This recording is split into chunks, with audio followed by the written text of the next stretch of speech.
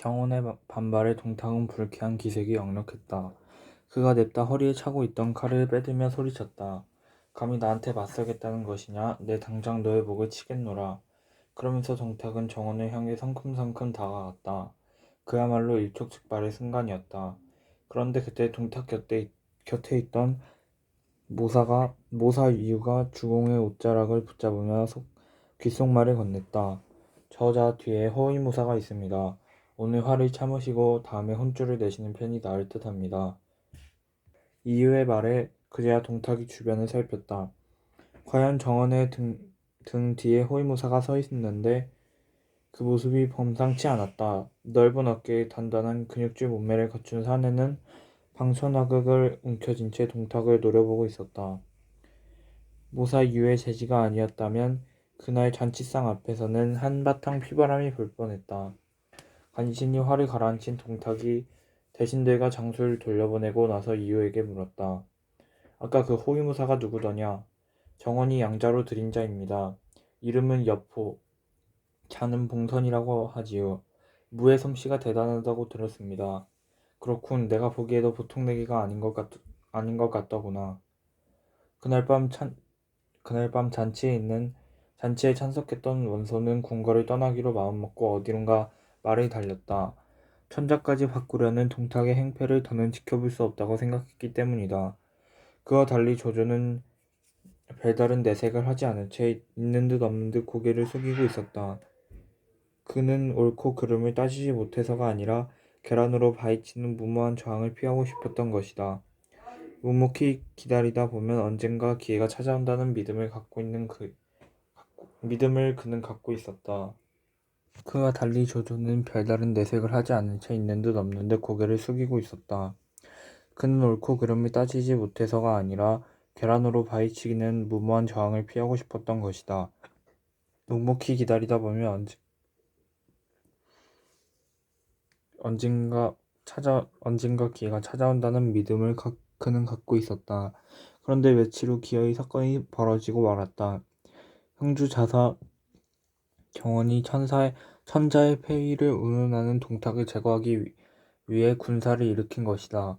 물론 동탁의 군사도 즉각 대응했지만 여포가 이끄는 상대의 기세에 눌려 뒷걸음질 치고 말았다. 이외의 말대로 여포란 자가 보통이 아니로구나. 사실 동탁은 여포를 처음 봤을 때부터 자신의 신복으로 만들고 싶다는 생각을 했다. 그만큼 그의 인상이 강렬했던 것이다. 저자를 우리 편으로 만들 수만 있다면 큰 힘이 될 텐데. 동탁이 혼잣말을 중얼거렸다. 그 소리를 들은 근위 중랑장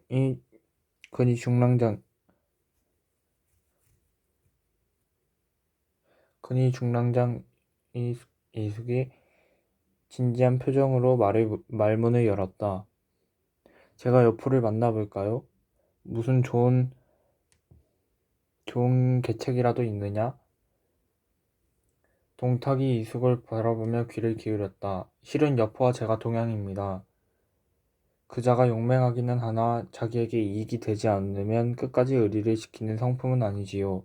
주공께서 충분한 보상만 하신다면 형주 자사의 곁을 떠나 우리 쪽으로 올 것입니다. 그래, 그렇다면 무엇을 주어 그의 마음을 흔든단 말이냐? 제 생각에는 주공께서 애지중지하시는 적토마 한 필과 보화를 좀 내어주시면 될 듯합니다. 이숙의 제안은 동탁을 흔쾌히 받아들였다. 적토마가 무엇인가? 하루에 무려 1,000리를 가고 험준한 산을 만나서도 평지와 다를 바 없이 내달리는 명마가 아닌가. 게다가 온몸이 활활 타오르는 불꽃처럼 환하고 매끈한 붉은 털로 뒤덮여 누구라도 한번 보기만 하면 넋을 잃게 만들었다. 튼튼한 내 다리는 어떤 장애물 앞에서도 망설이는 법이 없고 크게 울음을 뱉으면 그 위세가 마주 달려오는 적의 말들을 순식간에 움츠러들게 할 정도였다. 동탁은 그런 명마를 내주고서라도 여포를 데려올 수만 있다면 하나도 아깝다는 생각이 들지 않았던 것이다. 이숙은 그 길로 적토마와 상당한 양의 보화를 챙겨 여포를 만나러 갔다. 아니 형님이 웬일이시오? 여포가 시큰둥하게 고향 선배를 맞이했다. 아우 아무리 시절이 한들 우리가 서로 칼을 겨누어야 하겠는가? 나와 같이 동탁 장군에게 가서 앞날을 의탁하세. 그러면서 이숙은 가져온 적토마와 보화를 내놓았다. 그것을 본 여포의 마음이 흔들렸다. 세상에 이렇게 훌륭한 말이 있다니. 모름지기 사내대장부라면 자기를 믿어주는 주공에게 충성을 다해야 하는 법. 형님이 가져온 선물을 보니 동탁 장군께서 나를 얼마나 원하시는지 잘 알겠구려. 이런 대접을 받고 맨몸으로 가는 것은 예의가 아니니 정원의 목을 베어 담례하겠소. 그러니 형님은 일단 돌아가 계시오. 그거 참 듣던 중 반가운 소릴세아오. 정원의 목까지 베어온다면 주공께서 얼마나 기뻐하시겠나. 그동안 여포는 양부인 정원이 너무 고지식해 큰 일을 할 인물이 못 된다고 생각해왔다. 그래서 언젠가는 그 곁을 떠나기로 마음먹었는데 엄청난 권세를 휘두르는 동탁이 먼저 손을 내밀었으니 거절할 이유가 없었다. 여포는 한번 결심한 일을 뒤로 미루는 법이 없는 성격이었다. 그날 밤 여포는 당장 정원의 목을 베었고 날이 밝자마자 동탁을 찾아갔다. 장군께 무례를 범한 자의 머리를 가져왔습니다. 저를 받아주시면 주공께 목숨을 바쳐 충성을 다하겠습니다. 하하, 지금 나에게 주공이라고 하였느냐? 동탁은 자기 앞에 머리를 조아리는 젊은 장수를 보고 매우 흡족해했다. 그래서 여포를 일개 부하 장수가 아니라 양자로 맞아들였다. 여포 입장에서 보자면 하루아침에 양부가 바뀐 셈이었다. 그게 다 마음속의 야심 때문에 빚어진 일이었다. 그나마 홀로 천자의 폐의를 반대하던 정원마저 사라졌으니 동탁은 이제 더욱 거칠 것이 없었다. 그의 기고만장에 더 이상 반기를 드는 이는 보이지 않았다. 동탁은 천자를 폐위시켜 홍농왕이라 하고 진류왕을 새 황제로 옹립했다. 그가 바로 헌제인데 총명하기는 해도 그때 나이가 겨우 9살에 불과했다. 그런데 동탁의 반응은 자기 뜻대로 황제를 바꾸는 것에 그치지 않았다. 언제 닥칠지 모를 후환을 걱정하던 그는 홍농왕을 독살했고 중전인 당비 진씨의 목숨까지 빼앗았다. 천자였던 아들을 잃은 하태우 운명 역시 그와 다르지 않았다. 나아가 동탁은 스스로 정근을 통솔하는 영정군사 자리에 오르고 양자 여포는 기도의 중령장에 임명했다. 누가 보나 헌제는 허수아비였고 동탁이 황제라 해도 이상할 것이 전혀 없어 보였다. 실제로 동탁은 자기 마음대로 궁녀들을 희롱했으며 용상에 올라가 낮잠을 자는 등 아나무인의 행동이 서슴지 않았다. 그렇게 동탁의 무례가 도를 넘다 보니 대신들의 불만이 점점 커져갔다. 그러던 어느 날 대신 왕윤의 뜻을 받는 이들 몇과 술잔을 기울이며 눈물을 글썽였다. 그는 천자를 바꾸려 드는 동탁의 행패에 환멸을 느껴 발해에 머물고 있던 원수와도 은밀히 연락을 주고받는 사이였다. 곧 술자리가 끝나고 모두 집으로 돌아갔을 때 마지막까지 남아있던 한 장수가 왕윤에게 말했다. 왕공, 눈물을 흘린다고 세상이 바뀌겠소? 그 장수는 효기교위의 직위에 있는 조조였다. 그는 동탁에게 신임을 얻어 꽤 높은 벼슬 자리에 올랐는데 왕윤과도 가까이 지내고 있었다. 왕윤은 조조가 여느 장수들처럼 단지 목숨을 부지하기 위해 동탁에 협조하는 것이라고 믿었다. 그게 무슨 말인가 맹덕? 맹덕은 조조의 자였다. 나는 여러 대신들과 장수들이 모여 동탁을 처단할 엄두도 못 낸 채 설잔이나 비우는 신세가 한심해 보일 뿐이요. 그럼 자네는 어떤 묘책이라도 갖고 있나? 왕윤의 눈빛이 반짝였다. 나는 그동안 동탁의 신임을 얻기 위해 죽은 듯이 엎드려 지냈소. 하지만 이제 더는 그의 만행을 지켜볼 수 없는 지경에 이르렀구려. 왕공에게 보검이 있지 않소? 내게 그것을 내주면 내일이라도 당장 그자에게 접근해 목을 베어버리겠소. 조조의 갑작스런 제안에 왕유는 순간 머릿속에 복잡해졌다.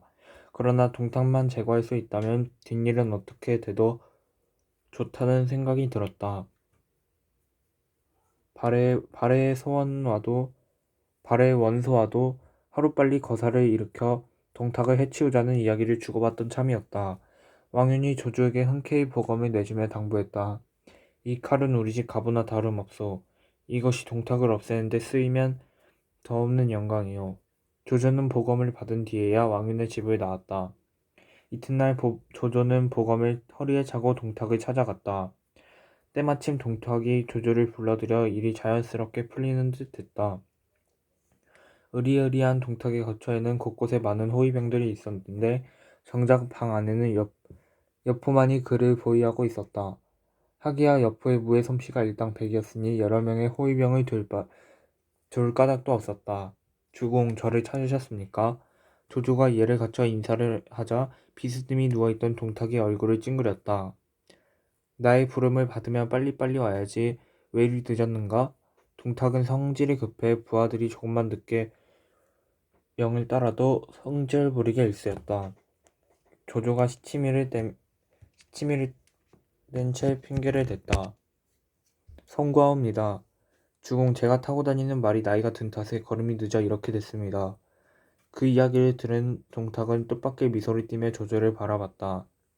그는 평소 부하들의 환심을 사기 위해 물자를 아끼지 않았다. 영정군사 동탁의 장수가 형편없는 말을 타고 다녀서야 쓰나 기도의 중랑장 얼마 전 서량에서 진상해온 말들 가운데 쓸만한 놈을 골라 맹덕에게 주게. 여포는 동탁의 명을 받자마자 밖으로 나갔다. 그것을 본 동탁이 몸을 일으키더니 뒤돌아서서 옷매무새를 가다듬기 시작했다. 워낙 살이 찐 체형이라 오래 누워있다 보면 힘이 들어 자세를 바꾸려고 했던 것이다. 조조가 그때를 놓치지 않고 보검에 손을 가져갔다. 상대가 등을 보이고 있는 데다 호위무사도 없으니 단칼에 거사를 치를 수 있다고 판단했던 것이다. 하지만 동탁은 경계심이 많은 자였다. 그는 옷매무새를 정돈하면서도 거울을 통해 조조의 움직임을 살폈는데 보검에 손이 닿자마자 등을 획 돌려 날카롭게 쏘아보았다. 효기교의, 무슨 일 있나? 마침 여포도 말 한마리를 골라 마당에 메어놓고 방 안으로 들어섰다. 조조가 애써 침착한 얼굴로 제게 보검이 있어 주공께 바치려 합니다. 그러면서 조조는 허리춤에 보검을 칼집째 풀어 여포에게 건넸다. 그것을 받은 동탁은 이리저리 살펴보며 곰곰이 생각에 잠겼다. 칼은 칠부 장식이 되어 있어 썩 마음에 드는 눈치였다. 그럼에도 뭔가 찜찜한 표정을 감추지 못했다. 그때 조조가 자리에서 벌떡 일어나 말했다. 지금 밖으로 나가 주공께서 하사하신 말을 타보겠습니다. 그래, 그렇게 하게. 일단 말을 보고 와서 이야기를 나누도록 하지. 동탁은 얼떨결에 조조의 속셈에 넘어갔다. 잠시 방을 비워 정확한 상황을 알 리 없는 여포는 잠자코 있었다. 조조는 재빨리 밖으로 나가 말에 올라탄 뒤 어디론가 손살같이 달아났다. 그와 동시에 동탁의 방문이 벌컥 열리며 여포가 뛰어나왔다. 이놈, 감히 주공을 해치려 들다니 살려두지 않겠다. 조조가 말을 타보겠다고 밖으로 나가자마자 동탁은 그의 저의를 깨달았다. 보검은 선물이 아니라 자신을 노린 무기였다는 확신이 들었던 것이다. 하지만 여포가 말을 메어둔 마당으로 달려왔을 때 조조는 이미 멀리 떠난 뒤였다. 불같이 화가 치민 동탁은 곧 조조의 인상착의한 현상금을 내건 포고문을 전국 각지에 퍼뜨렸다. 한편 조조는 고향인 하남의 진료로 말을 몰았다. 그런데 그곳에 가는 길에도 우여곡절이 적지 않았다. 무엇보다 자기 목에 현상금이 걸린 것을 알게 된 조조가 다른 사람들을 믿지 못해 일어난 일이 대부분이었다. 한 번은 아버지 조승의 친구인 여백사의 집에 몸을 숨겼다가 작은 오해가 빌미가 되어 모든 가족을 몰살시키는 끔찍한 사건을 벌이기도 했다. 여백사의 식구들이 손님을 대접할 돼지를 잡기 위해 칼을 가는 것을 보고 자신을 해치려 한다고 왜 그런 짓을 벌였던 것이다. 그때 여백사는 장터에 술을 사러 가서 화를 피했는데 조조는 후환이 두려워 집으로 돌아오던 그마저 무참히 죽여버렸다. 그 무렵 중모현 현령진공이 동탁을 죽이려 쫓다가 쫓기는 신세가 된 조조의 충정을 흠모에 곁을 시켰으나 그와 같은 창극을 목격한 뒤 달아나고 말았다. 조조의 매정한 처신이 너무나도 잔인하게 느껴졌기 때문이다. 고향에 다다른 조조는 아버지의 친구인 거부 위용을 찾아갔다. 군사를 일으킬 자금을 융통할 목적이었다. 어르신 한 번만 저를 도와주신다면 그 인애를 잊지 않겠습니다. 알겠네. 내가 자네를 도와줄 테니 뜻을 펼쳐보게.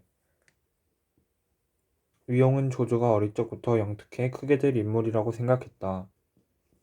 그래서 친구의 아들이기는 해도 어려울 때 도움을 주면 훗날 보답을 받게 될 거라고 믿어 의심치 않았다.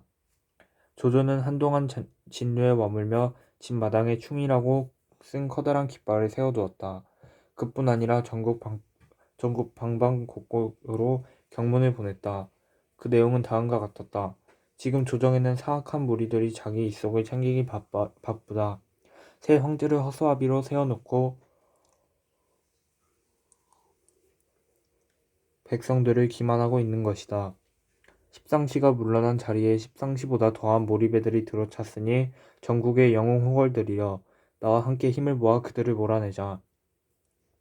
그로부터 얼마 지나지 않아 조조의 경무는 깜짝 놀랄 만한 효과를 보였다. 많은 인물들이 수하의 군사를 데리고 조조에게 몰려온 것이다. 그중 위국의 악진이 1,000명에 달하는 군사를 이끌어 가장 먼저 달려왔고 거록의 이전이 뒤를 이었다. 하우동과 하우연 형제는 3천여 명의 군사를 데려왔으며 발해에 있던 원소는 3만여 명이나 되는 군사를 끌고 조조에게 달려왔다. 그 밖에도 송경과 원술, 장막을 비롯해 기주, 자사 한복, 서주, 자사 두겸, 서량태수 마등, 북평 태수 공손찬, 북해 태수 공용 등이 뜻을 함께 했다. 그렇게 모인 군사의 수는 무려 20만 명 남짓 되었다. 조조는 그들을 1찐부터 17찐까지 나누어 전열을 정비하도록 했는데 각각 병사 수가 1만 명 이상씩 되었다. 그중 공송찬은 14진 대장에 임명되어 1만 5천 명의 병사를 지휘했다. 그런데 공손찬의 수하에 눈에 띄는 장수들이 보였다. 그들은 다름 아닌 유비 삼형제였다. 공손찬이 경문을 보고 조조에게 달려가다가 평원현에 다다랐을 때 그곳에 현령으로 있던 유비가 아우들을 데리고 대열에 합세했던 것이다. 동탁이 어지럽힌 조정의 질서를 바로잡는 일에 유비 삼형제가 나섰고 공손찬이 기꺼이 그들을 받아들인 것이다. 유비는 노식과 정연 밑에서 학문을 연마할 때 공손찬과 교류한 인연이 있었다. 각지에서 모인 장수들 앞에 조조가 흡족한 표정으로 나섰다. 우리는 대업을 위해 이 자리에 모였소. 모두 힘을 합쳐 조정에서 동탁을 몰아냅시다. 조조의 호방한 연설에 장수들이 환호성으로 답했다. 그날부터 사흘간 잔치가 벌어졌고 거사를 앞둔 장수들은 술잔을 나누며 결의를 다졌다.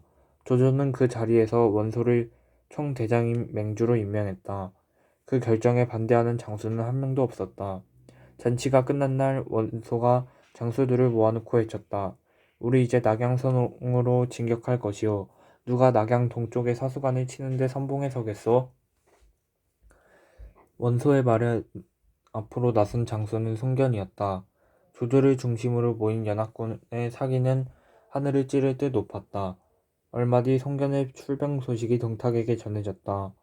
그는 여느 날처럼 술독에 빠져 있다가 깜짝 놀라 심각한 얼굴이 되었다. 이놈들 감히 나에게 반기를 들어? 동탁은 갑작스런 사태에 당황했지만 결코 자신감을 잃지는 않았다. 그때도 그의 권세가 막강했기 때문이다. 여포가 양부의 심기를 헤아리며 단호하게 말했다. 저들이 비록 연합을 했다고 해도 우리를 당해낼 수는 없습니다. 화웅 장군에게 오만의 군사를 내주어 뜨거운 맛을 보게 하십시오. 화웅은 키가 9척이나 되는 듬직한 최고의 장수였다. 동탁과 여포는 화웅의 출격만으로도 사태를 진압할 수 없을 것이라고 믿었다. 그렇게 송경과 화웅이 사수관에서 출동했다. 두 장수는 죽음을 각오하고 병사들을 독려해 맨날 며칠 치열한 전투가 이어졌다. 하지만 어느 전투에나 우열이 있는 법, 시간이 흐를수록 송견의 군사가 수세에 몰렸다. 급기야 위기를 느낀 송견이 부하들에게 작전상 후퇴를 명하고 원술에게 지원을 요청했다.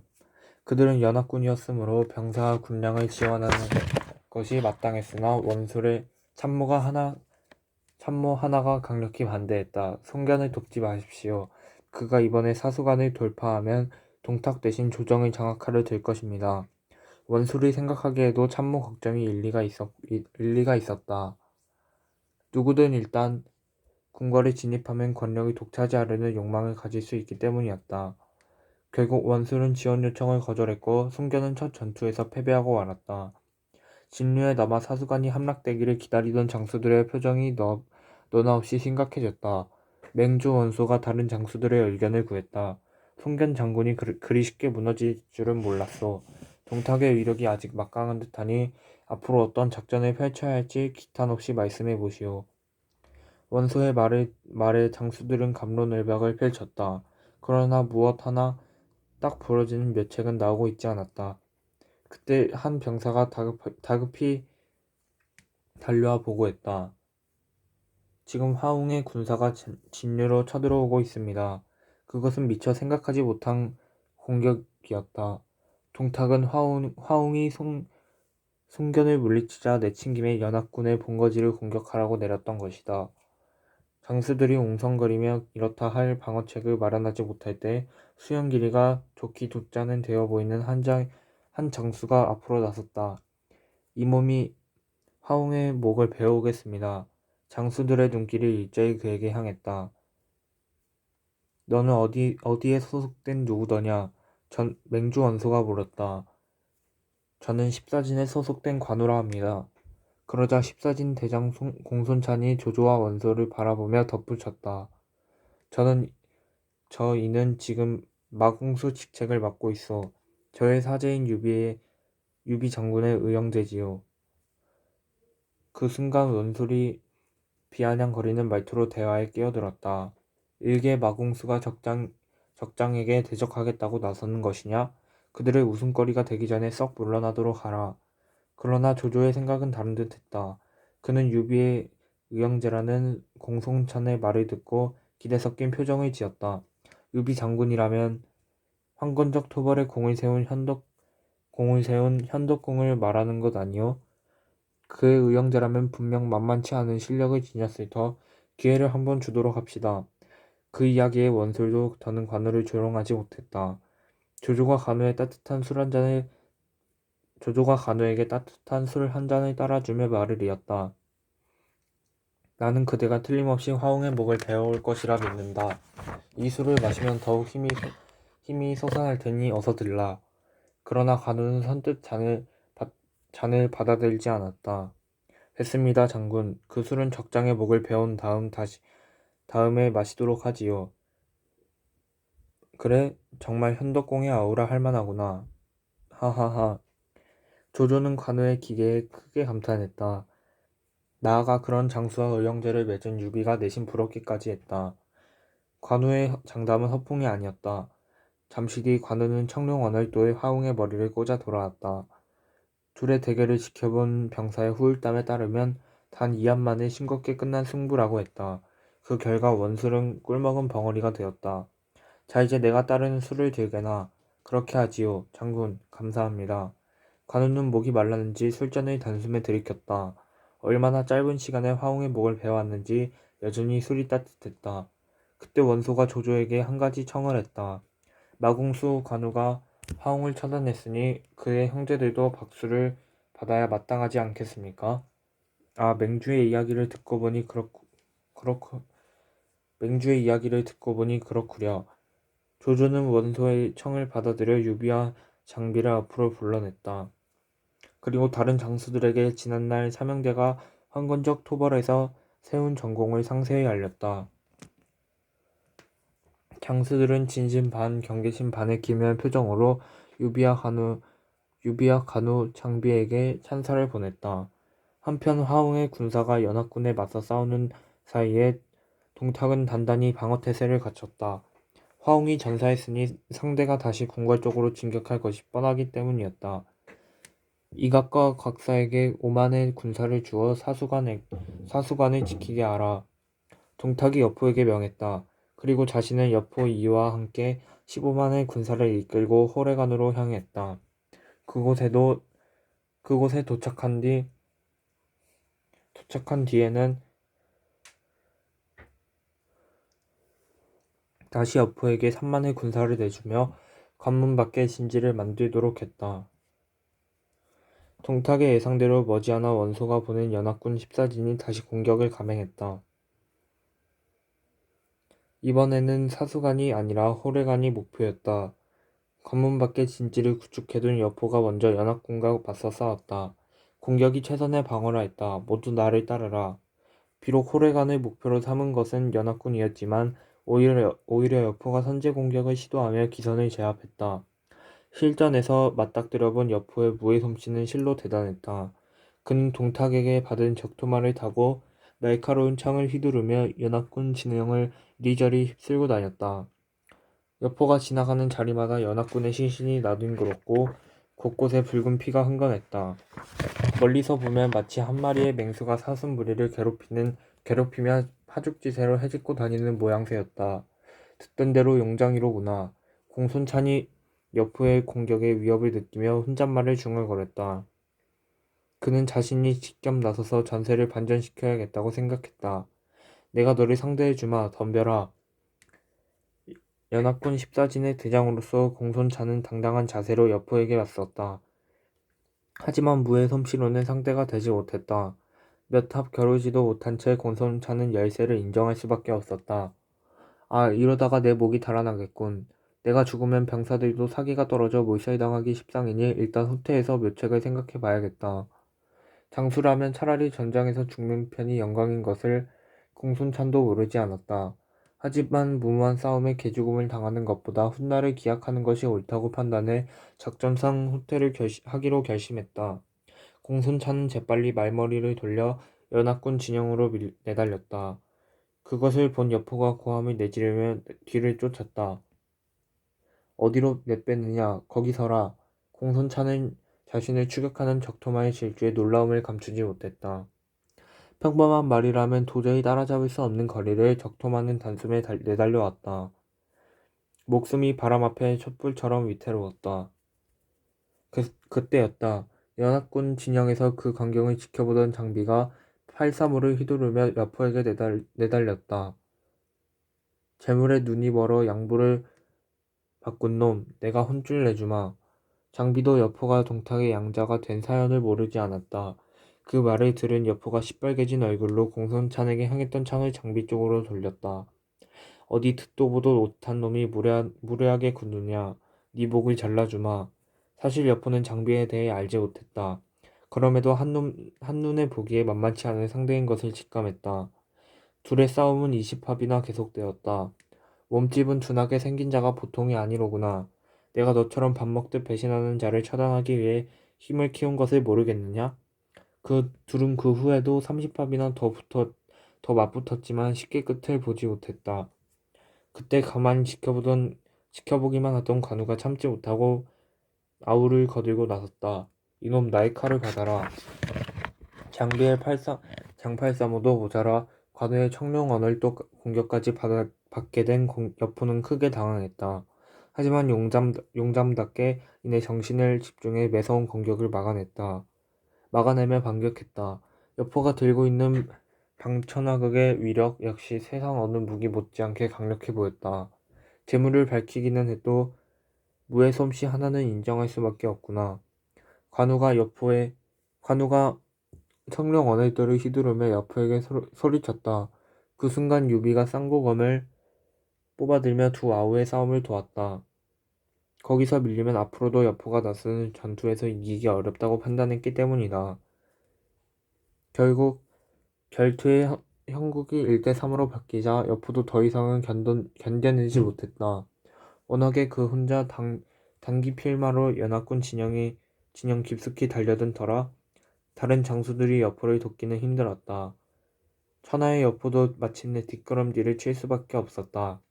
월찍이서 지휘관의 후퇴를 지켜본 병사들이 잔뜩 겁을 먹었다.